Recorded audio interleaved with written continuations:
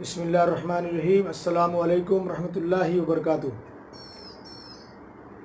قرآن کریم جو الحمدللہ ہمارے سب کے گھروں میں موجود ہے اور ہم بہت حفاظت سے اس کو اونچی جگہ رکھتے ہیں، اس کے تعلق سے جو مسلمان ہیں ان میں اکثریت میں خوش فہمی ہے اس بات کو لے کر کے یہ ہماری کتاب ہے، قرآن ہمارے لیے ہے اور ہماری کتاب ہے۔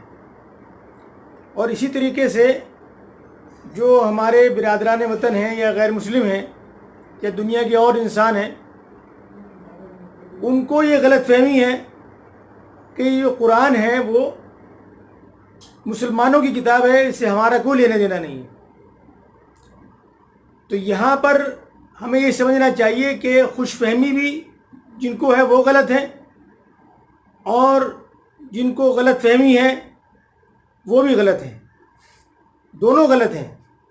اور اس غلطی کے لیے خود قرآن میں کئی مرتبہ اس کا ذکر کیا گیا ہے کہ اے انسانوں، اللہ تعالیٰ نے جو خطاب کیا ہے وہاں کئی مرتبہ یہ کہا ہے الگ الگ جگہوں پر، اے انسانوں، تو وہ پورے انسانیت کے لیے ہے، اس میں مسلم اور غیر مسلم کا کوئی تفریق نہیں۔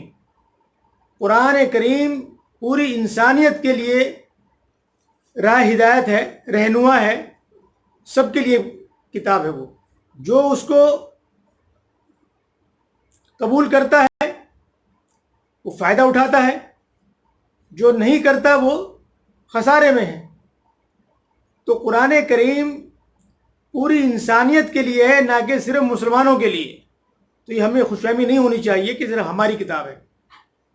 اس لیے اللہ تعالیٰ نے جب خطاب کیا ہے کئی جگہ پر، تو اس میں کئی جگہ یہ کہا ہے کہ اے انسانوں، اے لوگوں، تو وہ سب کے لیے ہے۔ اے انسانوں پوری دنیا کے انسانوں کے لیے ہے، اے لوگوں پوری دنیا کے لوگوں کے لیے ہے۔ اس میں کئی جگہ پر